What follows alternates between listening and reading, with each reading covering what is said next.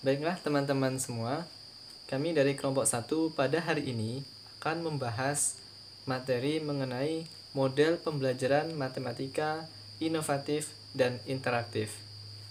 Nama saya Joko Saputra dengan NIM A1D118109. Saya Ervin Habib Widiawan dengan NIM A1D118082. Saya Emagil Barwasi, NIM A1D118113. Perkenalkan, nama saya Muhammad Ali dengan NIM A1D11818100 dari kelompok 1 ruang R003. Baiklah teman-teman, pertama saya akan menjelaskan mengenai model pembelajaran matematika inovatif dan interaktif. Apa sih yang dimaksud dengan model pembelajaran matematika inovatif dan interaktif? Sebelumnya kita bahas dulu mengenai model. Apa sih yang dimaksud dengan model? Model adalah suatu rencana atau deskripsi yang menjelaskan suatu objek, konsep, atau sistem yang seringkali berupa penyederhanaan atau idealisasi. Nah, selanjutnya pembelajaran. Pembelajaran merupakan suatu sistem yang tersusun, terancang dari unsur-unsur manusiawi, material, fasilitas, perlengkapan, dan prosedur yang saling mempengaruhi guna untuk mencapai sebuah tujuan pembelajaran itu sendiri. Selanjutnya, inovatif. Secara harfiah, inovatif atau inovasi berasal dari kata to innovate yang mempunyai arti membuat perubahan atau memperkenalkan sesuatu yang baru. Nah, dari pernyataan tersebut dapat kita artikan inovasi berarti sebuah perubahan untuk menemukan hal yang baru yang dilakukan oleh seseorang atau sekelompok orang secara bertahap dari waktu ke waktu guna untuk mencapai sebuah tujuan. Selanjutnya interaktif. Nah, interaktif ini dapat diartikan sebagai suatu hal yang melakukan aksi. Nah, di sini saya ambil kesimpulan bahwa interaktif itu artinya melibatkan semua pihak yang ada di dalam sebuah pembelajaran, misalkan guru dengan siswa. Nah, yang dimaksud interaktif itu sebuah pembelajaran harus melibatkan guru dengan siswa. Jadi terjadi komunikasi antara guru dengan siswa dan juga antara siswa dengan siswa itu sendiri. Nah, itu yang disebut dengan interaktif.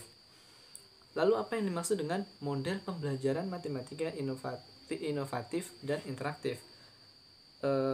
Model pembelajaran matematika inovatif dan adalah sebuah rencana atau deskripsi suatu sistem yang tersusun, terancang dari berbagai unsur-unsur tadi, manusiawi, material, fasilitas, perlengkapan, dan prosedur yang mengalami perubahan secara bertahap dan melibatkan semua pihak yang ada di dalamnya guna untuk mencapai sebuah pembelajaran. Secara sederhana sih dapat kita katakan bahwa model pembelajaran matematika inovatif dan interaktif itu sebagai bentuk rencana pembelajaran matematika yang diubah secara bertahap atau dapat kita katakan terbaru dan sebuah pembelajaran yang melibatkan semua pihak yang ada di dalamnya. Jadi pembelajaran matematika inovatif dan interaktif itu adalah cara pembelajaran yang terbaru dan membuat semua siswa itu aktif. Di sini saya akan menjelaskan bagian landasan dalam pembelajaran inovatif dan interaktif,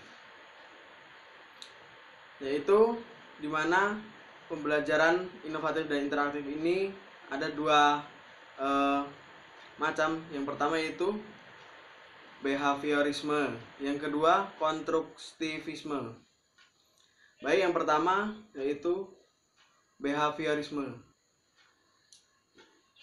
Kemudian yang pertama itu pengetahuan itu sebagai objek yang bersifat pasti dan tetap. Kemudian belajar diarahkan sebagai perolehan pengetahuan.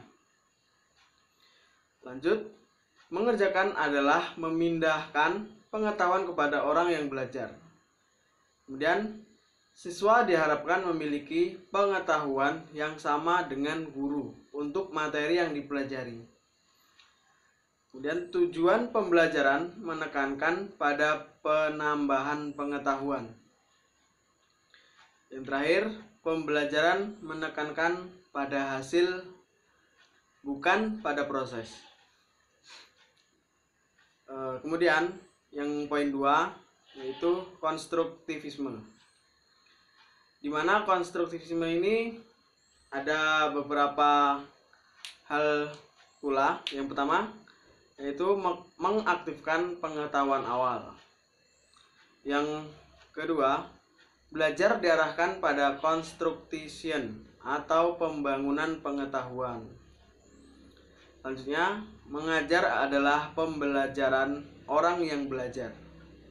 Yang ketiga, selanjutnya, siswa diharapkan dapat memahami pengetahuan untuk materi yang dipelajari. Selanjutnya, tujuan pembelajaran menekankan pada penggunaan pengetahuan.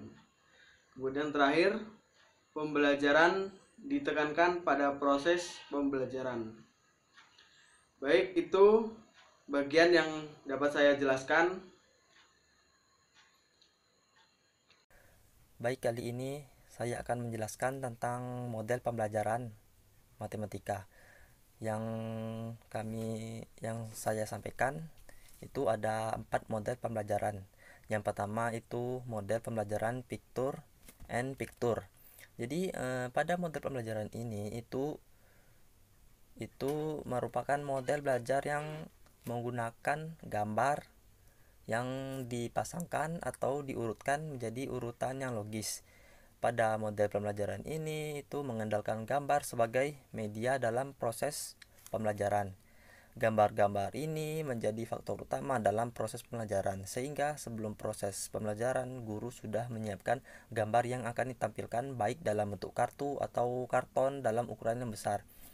Selanjutnya itu model pembelajaran Cooperative Type Course Review Hore, yaitu model pembelajaran yang dapat menciptakan suasana kelas menjadi meriah dan menyenangkan. Karena setiap kelompok yang dapat menjawab benar, maka siswa tersebut diwajibkan berteriak hore atau ya yang lain gitu, go atau ya yang lain gitu.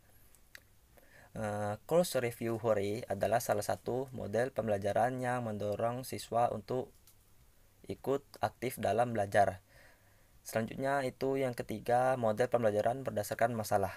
Model pembelajaran berdasarkan masalah dimaksudkan sebagai interaksi siswa dengan guru di dalam kelas yang menyangkut strategi, pendekatan, metode, dan teknik pembelajaran yang dapat diterapkan dalam pelaksanaan kegiatan belajar mengajar di kelas.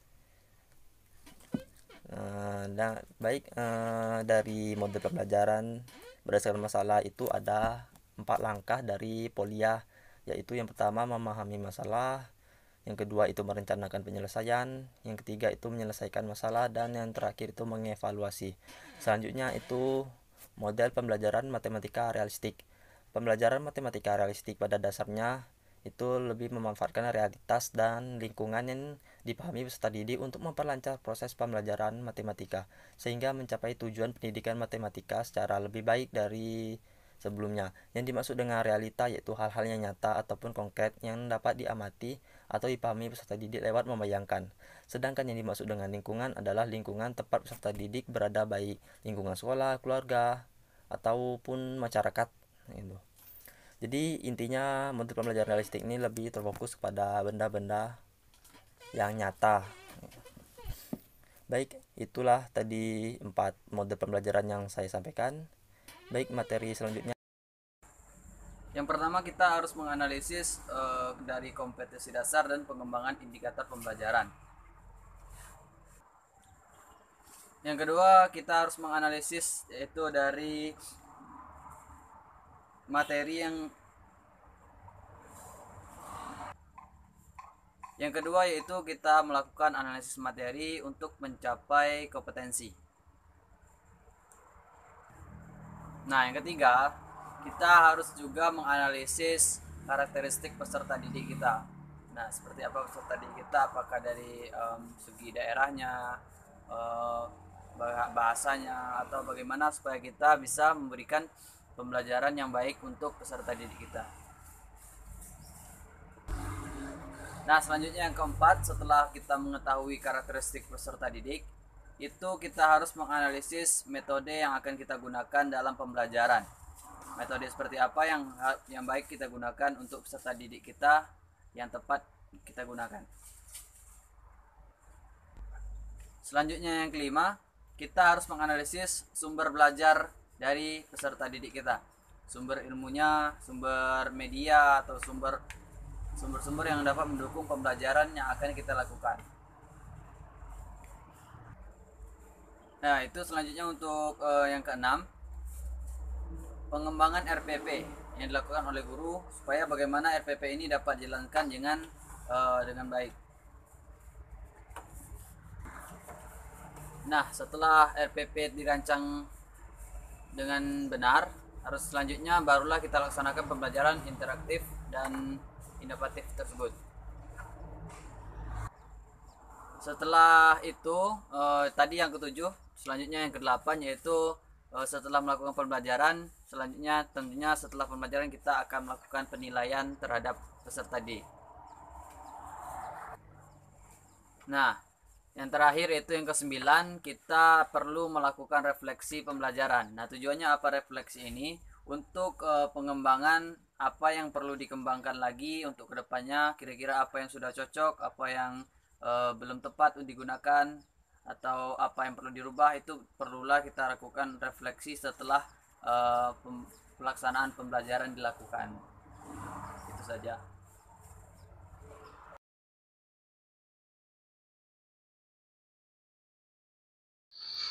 Assalamualaikum warahmatullahi wabarakatuh. Saya Ervin Habib Widiawan dengan NIM A1 di 1180882.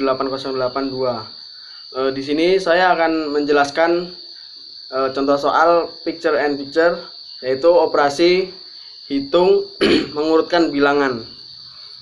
Saya sudah menggunakan media seperti ini, mengurutkan bilangan. Kemudian di sebelah kanan saya itu terdiri dari 3 kelompok bilangan yang acak. Kemudian kita akan meminta untuk peserta didik untuk mengurutkan dari yang terkecil ke terbesar menjadi bilangan yang beraturan. Yang pertama, kita akan meminta peserta didik untuk mengurutkan bilangan manakah yang nilainya kecil, yaitu dari 28, 46, kemudian 32, itu mana yang paling kecil nilainya, begitu. Kemudian kita tuliskan dari bilangan tiga bilangan ini yang terkecil adalah 28. Kemudian kita tuliskan dulu 28. Kemudian angka terkecil kedua dari 3 bilangan ini yaitu 32. Kita tuliskan 32.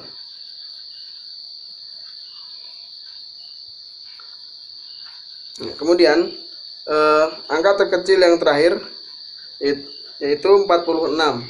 Kita tuliskan di sini 46 seperti ini. Terus di sini juga ada beberapa contoh soal lagi. Begitu pula kita akan meminta peserta didik seperti seperti cara awal yang saya jelaskan tadi, seperti itu.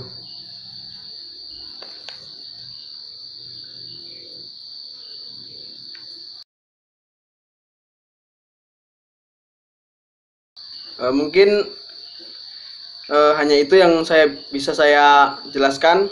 Saya akhiri. Wassalamualaikum warahmatullahi wabarakatuh.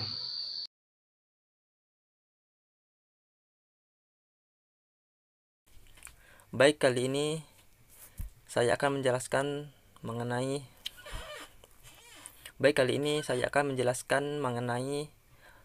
penerapan model pembelajaran course review HURI CRH. Jadi adapun langkahnya yaitu contohnya saja materinya mengenai operasi hitung. Alasannya model ini bisa digunakan untuk soal hitungan pada matematika. Adapun langkah-langkahnya, yang pertama itu guru menyampaikan kompetensi yang ingin dicapai, lalu guru mendemonstrasikan atau menyajikan materi, selanjutnya memberikan kesempatan siswa dalam tanya jawab. Dan selanjutnya itu menguji pemahaman. Siswa disuruh membuat kotak seperti di sini ada 9, atau guru bisa mengeprint seperti ini dengan dibagikan kepada setiap kelompok sesuai dengan kelompoknya.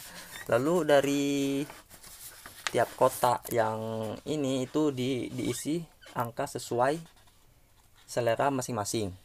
Contohnya saja di sini bebas diajak, contohnya sini 3, 2, 1, 4, 5, 6, masing saja sini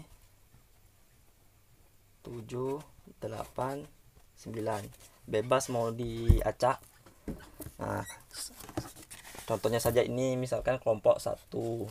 Nah, di sini yang ini kelompok 2. Pasti di sini nomornya beda-beda. Ada yang 1 di sini angka 1, 2 di sini, 3 di sini. Jadi setiap kelompok itu angkanya acak beda-beda. Setelah itu guru membaca soal secara acak dan siswa menulis jawaban di dalam kotak yang nomor disebutkan guru dan langsung didiskusikan. Kalau benar diisi tanda benar O, kalau salah bisa diisi tanda silang.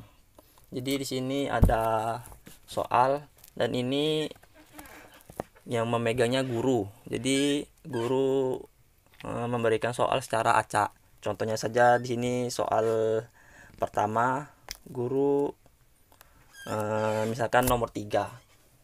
Nah, di nomor 3 ini di sebuah, contohnya saja soalnya di sebuah terminal terdapat 30 mobil. Tiap mobil terdiri 6 penumpang. Berapa jumlah penumpang mobil di terminal? Jadi cara mencarinya itu bisa dengan cara bersusun pendek. 30 di bawahnya 6 di garis bawah dikali 6 kali 0 itu 0, 6 kali 3 itu 18, jadi hasilnya 180. Nah, apabila benar, contohnya saja kelompok 1 benar. Nah, kan tadi nomor 3, berarti di sini O. Nah, O. Lalu guru mengacak lagi. Misalkan sini guru memberikan soal nomor 7. Nah, misalkan kelompok 1 benar lagi, maka tulis lingkaran di sini O. Nah, lalu guru menjelaskan memberikan soal lagi nomor 5 misalkan, dan dia kelompok 1 itu benar, kita tulis O. Nah, dari sini bisa digaris O sampai 9 soal itu. Jadi dari sini itu di antara kelompok 1 dan kelompok lain pasti beda, itu sesuai acak tadi kan. Nah, apabila misalkan soal selanjutnya lagi nomor 4. Jadi nomor 4. Nah, dan kelompok 1 ini salah, maka tulis salah. Dan itulah tadi mengenai kotak course review Huri. Nah, tadi kan ini sudah digaris ini, maka kelompok 1 akan memberikan aba-aba atau yel-yel seperti hore. Nah, jadi itulah tadi mengenai kotak course review hore CRH. Setelah itu dilakukanlah rekap nilai dan penutup oleh guru. Jadi itulah tadi mengenai penerapan model pembelajaran course review Hore.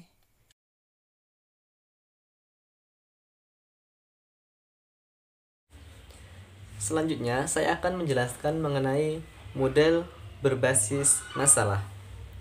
Ada banyak sekali model pembelajaran matematika inovatif dan interaktif. Salah satunya adalah model pembelajaran yang bersifat HOS atau High Order Thinking Skill. Nah, sebagai contoh yaitu model pembelajaran berbasis masalah atau biasa disebut dengan Problem Based Learning. Nah, pada model pembelajaran berbasis masalah ada banyak cara atau strategi yang dapat digunakan untuk melakukan penyelesaian masalah tersebut. Nah, di antaranya yaitu menggunakan strategi polya, strategi gambar, strategi pola, dan strategi lainnya. Pada kesempatan ini, saya akan menggunakan strategi polya, di mana dalam strategi polya tersebut ada 4 tahap atau 4 proses yang harus dilakukan. Nah, yang pertama, memahami masalah. Yang kedua, menyusun strategi penyelesaian masalah. Yang ketiga, melaksanakan strategi penyelesaian masalah. Dan yang terakhir, yang keempat, mengecek kembali hasil penyelesaian masalah. Baik teman-teman, berikut ini contoh soal berbasis masalah dan juga penyelesaiannya menggunakan strategi polya.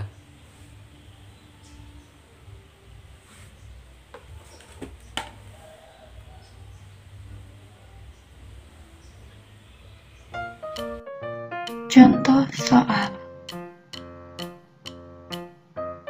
Sebuah bola basket dijatuhkan dari atas bangunan yang tingginya tiap jatuh ke lantai memantul setinggi 1/4 dari ketinggian sebelumnya. Jika pada pantulan keempat tingginya 1,6 meter, berapakah ketinggian bangunan tersebut? Penyelesaiannya, langkah pertama, memahami masalah. Bola dijatuhkan dari atas bangunan. Setiap pantulan setinggi 1/4 dari ketinggian sebelumnya. Pada pantulan keempat tingginya 1,6 meter. Ditanyakan ketinggian bangunan.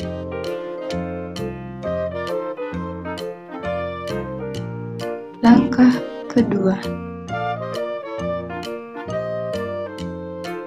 strategi yang digunakan adalah bekerja mundur karena yang diketahui pantulan keempat dan ditanyakan tinggi bangunan di mana bola basket dijatuhkan pertama kali.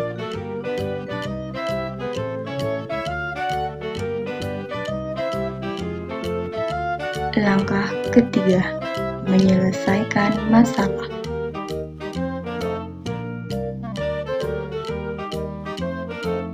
Ketinggian pantulan ketiga sama dengan 1,6 kali 4 sama dengan 6,4.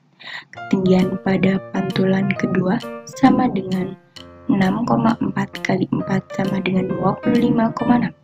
Ketinggian pada pantulan pertama 25,6 kali 4 sama dengan 102,4.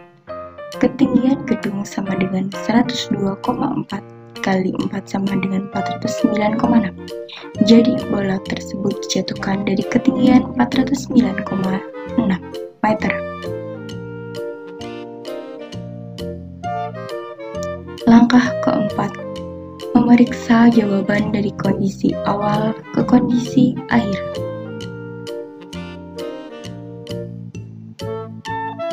Dari ketinggian 409,6 meter bola dijatuhkan, ketinggian pantulan pertama 1/4 dari 409,6 meter sama dengan 102,4 meter. Ketinggian pantulan kedua 1/4 dari 102,4 meter sama dengan 25,6 meter. Ketinggian pada pantulan ketiga 1/4 dari 25,6 meter sama dengan 6,4 meter. Ketinggian pada pantulan keempat 1/4 dari 6,4 meter sama dengan 1,6 meter. Dan ternyata jawabannya sesuai.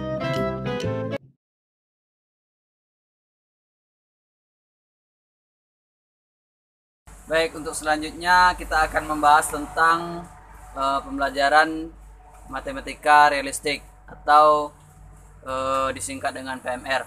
Nah, untuk pembelajaran matematika realistik ini yaitu kita menggunakan media yang ada di lingkungan sekitar untuk mempermudah pembelajaran pada siswa. Yaitu memang konsepnya realistik atau memang ada dan mudah ditemukan.